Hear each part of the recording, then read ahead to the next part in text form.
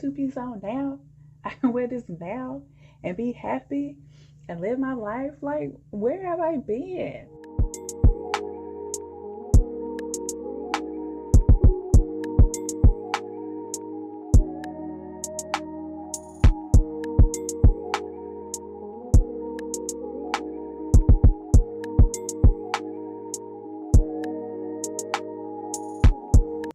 Hello, everyone.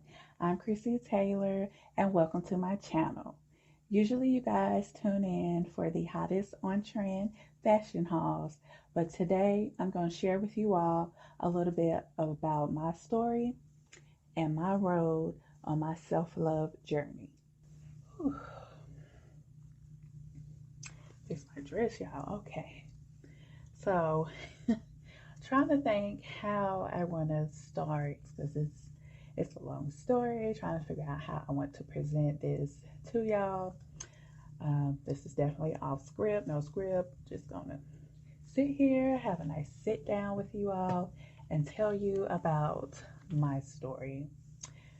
So I guess we can start with, growing up. So I am the baby out of 5 siblings. And growing up, I had a great childhood. I cannot complain. I just had a great childhood. Grew up in a loving home, mom, dad. Grew up with one of my oldest brothers. He was raised in a home with me as well. And I had a good childhood, a great childhood. So I'm trying to think of the age when I realized that, I didn't look like my peers. I was a little bit heavier. And that would have to be about third or fourth grade. Because I developed early. And, I was one of those girls in elementary school who had already had breasts. And I just felt really out of place because none of the other girls were like that. Like, I feel like I was the only one, maybe me and maybe two other girls. But remember one guy, well, not one guy, he would be a little boy back then. One little boy was saying, like, is she supposed to be in high school? She has boobs, So it was very awkward. So it would definitely have to be about third, fourth grade. I think what's third, fourth grade, like 8, 9, or 10. So that's when I realized that I was different than my peers, developed faster.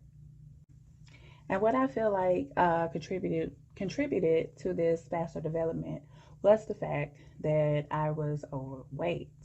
Most of you know that a young girl's period comes on once she reaches a certain weight. It's not necessarily based off of age. Don't quote me, I am not no medical doctor, but this is something I've heard. It's not really based off age, it's based off weight. And that's when your body knows, like, okay, so I'm a woman, we about to start puberty, start developing based off of your weight. So I was heavier, so my breast started developing, and I experienced my period earlier on as well. So it was definitely elementary school when I noticed that I was gaining more weight too. I was not always overweight as a child. I was, I want to say thin, but just regular, just regular, right? Just average size. But once that third, fourth grade puberty hit, that's when my body started developing and I just started putting on weight like crazy. And I did have a pretty much sedentary lifestyle. I mean, I would go outside and play with my friends, but I was not like an athletic girl. So I didn't go out for any sports. I did want to do cheerleading, but by the time I wanted to do cheerleading, I was already at that point where I noticed that I was different. So I felt odd. I felt like I didn't want to be, the big girl on the cheerleading squad. So I stayed away from cheerleading. That was one of the other things that I wanted, one of the few things that I wanted to do. And because of my weight, I was like, no, I don't want to do that. So the sedentary lifestyle, and of course, I like candy. kids like candy, Happy Meals, all that. I wouldn't say I ate that, most of the time, but every now and then. And on top of that, my genetics, like my genetic makeup, everyone in my family on my father's side are big boned. They're heavier. They're shaped like me, top heavy, they have belly, some have hips. So we got genetics, puberty, gaining weight, all that factored into me, developing faster and being overweight as a child. And although I noticed that, I was heavier and I was different, I didn't feel any type of way about my body. Like, as a child, I don't think children really think about their body like that. Like, I didn't pay it no mind. Like, maybe in the back of my mind, like, yes, I'm different, but I didn't let it stop me.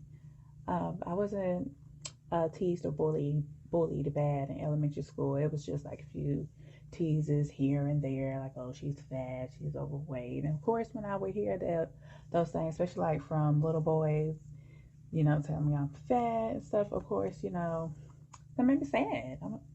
Of course, but it didn't like stop me from living. And then fast forward to middle school. Middle school was some of the best years of my life. They say high school are the best years of your life. No, whoever said that was wrong. High school is some of the worst years of your life. But middle school was the three best years of my life. I had a great time in middle school. Once again, I still didn't go out for no sports or anything. That didn't change. But I enjoyed middle school. So it wasn't really until high school when the bullying began again, and the teasing, and it became severe, especially my, what is it, sophomore, 10th grade, yeah, especially my sophomore year of high school. That's when it was bad. It was just bad. So in high school, I began skipping a lot of days, telling my parents I was sick to stay at home because I didn't want to go to school. It was unbearable, the teasing and just being picked on and not having friends and going into the cafeteria where, high school is very cliquish. You have people here, people there. The cafeteria was just very horrific for me and very like much anxiety because I didn't have any friends. People stayed away from me, and I felt like that was because of my weight. So a lot of times during lunch, I would just wander the halls or go from bathroom to bathroom, do anything to not go into the cafeteria. A lot of times I didn't bring any lunch or I didn't get lunch at the cafeteria. Just that whole period of like free time. Just think about it. When you're in school, it's structured. You have like homeroom, your different classes, all that. But lunch is that one time, I think like an hour, 30 minutes, maybe 2 hours, I don't know. It's the one time where there's like no teachers. It's just you, the cafeteria, your friends. I didn't have that. So that's what I did during lunch, just wondered. And at times I got sick of doing that. So I would just tell my parents I'm sick so I could stay at home. I didn't want to go to school. So missing a lot of days, and on top of being overweight, a lot of the popular girls made this rumor that I was pregnant because I didn't come in, I didn't go to class a lot. And when I did show up, I'm fat. Like, I was fat, I'm fat now, I'm fat. So them being mean girls, of course, started this rumor that I was pregnant. So when I did come back in, everyone would be asking, "Are you pregnant? Are you pregnant? I heard you were pregnant." No. Like, how ignorant, right? I know. Looking back on it, that's just very ignorant and just mean girlish. But things like that, and just the tormenting from boys that made it worse. I am heterosexual, so I am attracted to men. And, back then, boys, it's high school, 10th grade, you get ready for 11th grade, prom, all that. And the boys in my class, in my age group, in high school, like, I was invisible. They didn't see me, they didn't like me. And when they did see me, it was teasing. Like, oh, she looks like an upside down bowling pin because I'm heavy on top and small on the bottom. Like, it was not, it wasn't good. So, after dealing with that and just feeling like I'm different and just praying and asking God, like, why did you make me this way? Why did you make me different? I don't want to be like this. I began to hate the body that I was in, starting my 10th grade year in high school. And I think 10th grade, what are you? 15? 15, 16? That's the age I started to hate my body. So at like the age of 10, I knew I was different. I knew I was different. That was fine. But once I entered into high school and all that teasing, and by around the age of 14, 15, is when I began hating myself. I hated my body. I hated the way I looked. It was so many times I just prayed and I cried in my bed, like, why can't I just look like the other girls? Why can't I just lose weight? And I tried losing weight. I tried working out. I tried changing the way that I eat, and nothing happened. Like, I would lose maybe 10, 20 pounds, then gain it all back. Like, I could not be consistent with it. I could not keep it off. So, just feeling disgusting. And on top of trying to lose the weight and it's not coming off, like all that, I spiraled out of control. And I tried to commit suicide because I didn't want to be here anymore. Like, I was isolated. I didn't have any friends. I felt like nobody liked me. Hell, I didn't even like me. I didn't like my body. So I did not want to be here anymore. So I attempted to end my life. And I remember that day like it was yesterday. Like, I remember my parents taking me to a psychiatric ward, and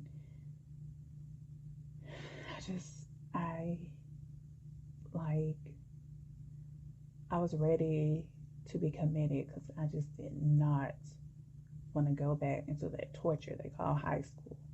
I did not want to go there. And I just hated myself. I hated myself so much. And I remember that. I remember my parents taking me away, rushing me out of that hospital in that psychiatric ward because they didn't want to see their daughter like that. And all that happened during my 10th grade year, my sophomore year in high school. So fast forward to my junior year, what I ended up doing was changing schools and hope that would be better. I had a best friend from middle school. She had went to a different high school. So I went to her high school, hoping that would be better. At least I do have a friend. And it was good. That 11th grade year was good. I had a friend. She had friends. Introduced me. I was making friends. So how I felt about myself was buried. Like, I still hated who I was. But the fact that I had friends and, I was able to go back into the cafeteria and stuff, like, I just buried that. I buried how I felt about myself and was able to cope with it because my friend was there. But my senior year of high school, that's when it's resurfaced. What's going on with my braids, right? That's where my low self-esteem, my own body hates, that's when that resurfaced my senior year of high school. And I just ended up spiraling again and having anxiety. And at that point, I just wanted to drop out. Right? I know, right? Right here at the end. You're right here at the senior year and you want to drop out? Yes, I wanted to drop out because I just could not do it anymore. I could not. I just couldn't. Like, I can't even think of why. Because now thinking about it, it's just like, what? But the torment and stuff was unbearable. I just couldn't. Like, even though I did have a friend at that other school, people would talk. Things were said about me. The teasing and stuff was still there. Kids, especially teenagers, are cruel. They're some of the cruelest people in this world. That's my opinion, and I stick to it.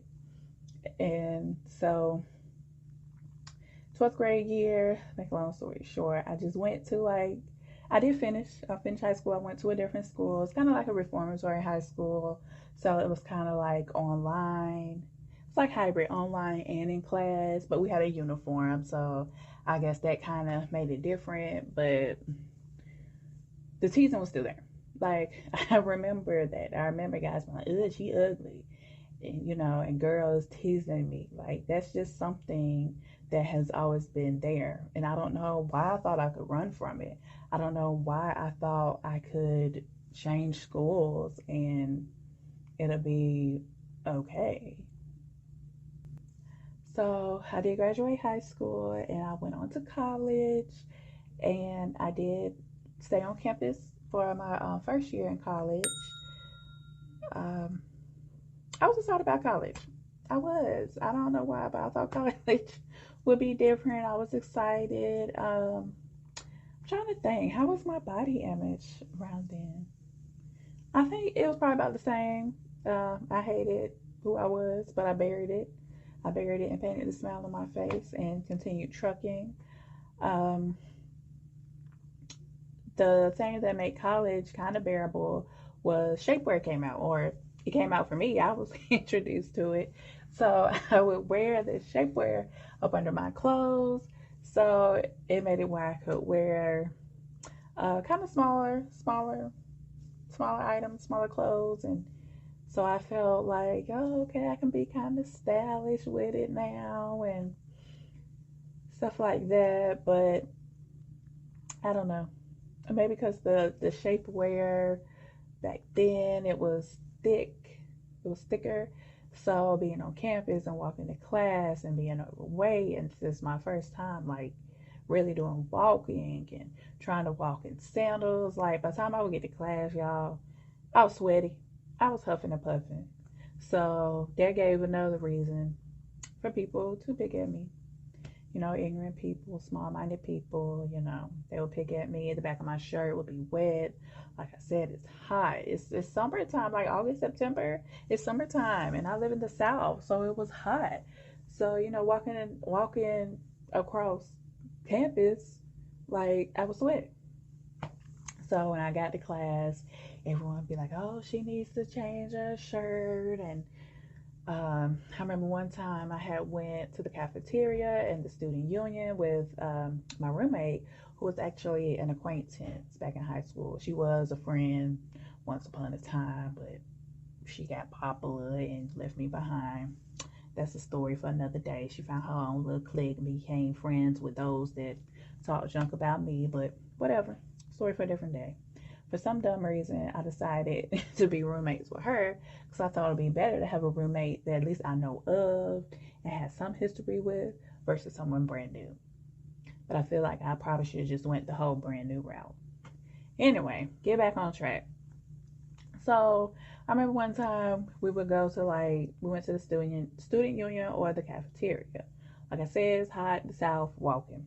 By the time I got to the cafeteria, student union, wherever, I was just drenched in sweat, like sweat just running down. I remember before I could even sit down and eat my food, I had to wipe the sweat off. I don't know if it was because of this thick shapewear and that combined with me finally like doing some kind of intensive walking. I don't know, but it was horrible. And of course, no one wants to be seen with a sweaty girl. So after that, she stopped asking me to go to the cafeteria with her. Homecoming would come around, and there were so many homecoming events that I wanted to go to, but yet again, I didn't have any friends. So even though I was in college and I was on campus, it was like the same hell. Like I would go to class, come back to my dorm, repeat. I didn't have any social life. I didn't have any friends. I tried going out for clubs here and there to be social and make friends. I would say I made acquaintances. Like we were friends while the semester lasted, while we had class, but after that, it didn't continue. The friendship didn't continue. So like an associate or acquaintance, I didn't really have any friends. But my college story, that's a story for a different time. I did graduate college. I do have a bachelor's degree in healthcare management. And I say all that to say, because those years that I was in college, I threw myself into my work. So that was pretty much my life. It was school, going to class, homework, going to class, homework. And I would say for a good about 12 years, no, it did not take me 12 years to finish college. Like I said, it's a different story. I changed my major. I transferred to a couple of different schools. But as long as you get it, you get it, okay? And I got it. But I would say it was a good 12 years that I isolated myself from the world. That's all I did was school and home. I did not go out. I did not socialize. I did not have any friends. uh, I really didn't try making friends. Like, this was another time where I just buried that hate for myself deep down. And instead of, bringing it up and facing it, I just threw myself into schoolwork. And then once I graduated, I got a job. So threw myself into work. I didn't think about me and how it looked, because my mindset was, well, if I just stay busy, I won't worry about it. But I got tired of living like that. I got sick and tired of living like that. So I would say about 2 years ago, I really decided, what are you going to do about this weight? Because we're not going to keep going on like this. You either going to accept yourself for who you are and love yourself for who you are, or, explore other options with weight loss surgery, whatever it may be. So I did. I had thought about weight loss surgery, and around the same time that I was researching the different weight loss surgeries, I discovered the body positive community on social media. And social media is something that I stayed away from. I did have a MySpace. Y'all remember MySpace? I did have a MySpace, but after that, like when Facebook and stuff started, I was not one of the first ones on Facebook. Like, I'm relatively new to this social media stuff, because that's something my low self-esteem kept me away from too. I was like, I don't want to be on social media fat. Thinking like, oh, that's Chris, she's still fat. Like, I wanted to wait till I lose weight, until I look different, so I could pop on the social media like, bang, look at me now. That was my mindset back then. So I stayed away from social media. So I had no idea that there were other women out there that looked like me, other girls out there that looked like me. And unlike me, they were living their life, living their truth, and being happy, wearing what they wanted to wear. At that time, I was like, I'm not wearing no two-piece. I'm not wearing no belly top. I don't want to see that. I'm fat. Other people don't want to see that. And then when I scroll through on Instagram or social media, and I saw all these women looking like me in lingerie and swimsuits and dresses. Dresses was something that was new to me. I didn't wear. I just wear jeans and shirts. Like, when I seen this, I was just like, wow. Like, I can wear that too. I can do that too. I just gotta be confident. Like, I don't have to get surgery and then live my life. Like, I can put the two-piece on now. I can wear this now and be happy and live my life. Like, where have I been? It was it was like a whole new world when I found that body positive community. So what I did was I just prayed and I fasted so I could hear the Lord. And I was like, where do I go? Do I get surgery? Or do I continue to try to make a lifestyle change and just try to lose weight naturally? And the one thing that I remember hearing from the Lord is that you have to love yourself the way you are now, regardless of what you decide years down the road or what you decide tomorrow. But today and in this moment, you have to love yourself. You have to undo all that damage from those years of self-hate and discover who you are. Discover who I say you are. Yes, those little small-minded people picked on you and teased you, but who do I say you are? Who did I say you are? You are my child. You are a child of God. Like, God, I'm made in his image. Once I discovered that, it was like just a whole new world. Like, there's nothing wrong with me.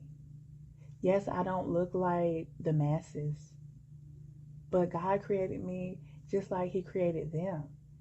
And God doesn't make mistakes. So he created me in his image. And once I realized that and began looking at myself through the images of the Lord, how I felt about myself, I've always knew I was heavier. So this is something that I've accepted. With my genetics, all that, I'm just heavier. I'm fat. I'm apple shaped. This is how I am. But one thing that I can never look in the mirror and tell myself is that I'm ugly. Because I just don't see it. I didn't see it then. I don't see it now. And I ain't going to see it tomorrow because I'm not ugly. Yes, I may have more fat than other people. I'm bigger, big boned, but I'm not ugly. That's one thing I'm not. So once I realized that, and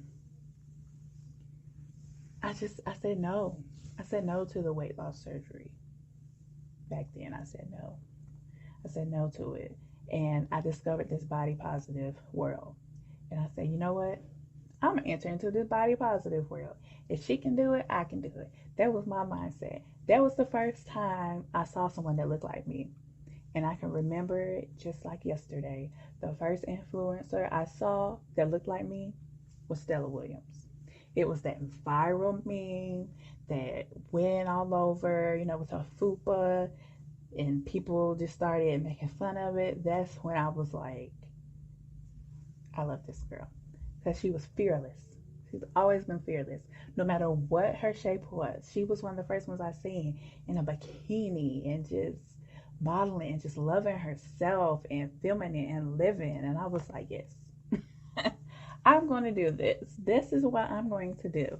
Let me come into this body positive world.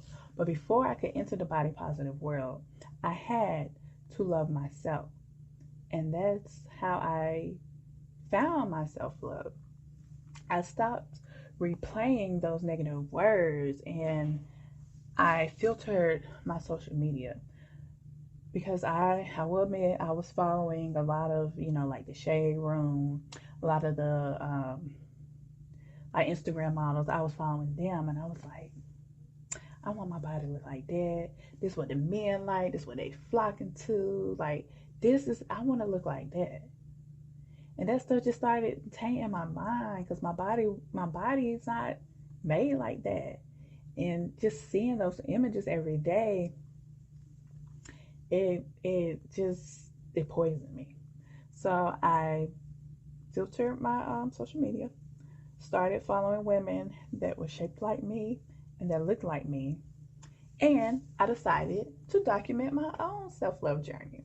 So that is how my body positive page became created. That's how I started my Instagram page. I am a plus size model, something I never thought I would do, modeling period versus plus size. I love it. I just love this new world that I am in. Before I get too carried away, that's what my Instagram page is for. Just documenting my journey of self-love and trying to inspire and inspire other women that look like me to just love the skin that you're in. Even if you want to lose weight, diet, surgery, whatever. but you have to love who you are deep down within. Because if we don't do that, it don't matter if we are size 0 or 22. We're going to hate ourselves at any stage. You got to find who you are deep down within and love yourself. So once I truly loved myself, I stopped running. I stopped hiding. I became more social. I went out into the world. I went on Meetup and found women's groups and people to go out and hang out with. And I discovered that the world I had in my head, people don't like me because I'm fat, was not true at all. Like, I have friends now and they don't see that. Like, they don't see me as ugly, neither do I. I'm fat. Okay, whatever. I've dealt with it. I accept it. Fat does not equal ugly. And I just go on and live my life. And I'm no longer working and hiding in the house. I'm working and going out, being social and taking pictures of myself, showing me in different, images and different clothing because I want to be that representation I wish I had as a little girl. Like every day I'm fighting for that inner child in me, the inner child that was bullied. Like, I know she's looking at me and she's like, oh my God, like, I'm so proud of you. I'm glad this is where we are in life. I'm glad we're not still hiding at 31 years old. I'm glad that we're out, not only living our life, but also inspiring other women and other young girls to just love themselves the way they are and let them know that they're made perfectly. And this is not, every day it's not going to be rainbows. Just because I am part of the body positive community does not mean I don't ridicule myself sometimes. Sometimes I look in the mirror and be like, I don't like that. It's an everyday journey, but you can't beat yourself up every day. You have to speak life over you. Like I said, every day is not going to be rainbows. Sometimes you're not going to be confident. You're going to have those days. You're going to have those times. And that's okay.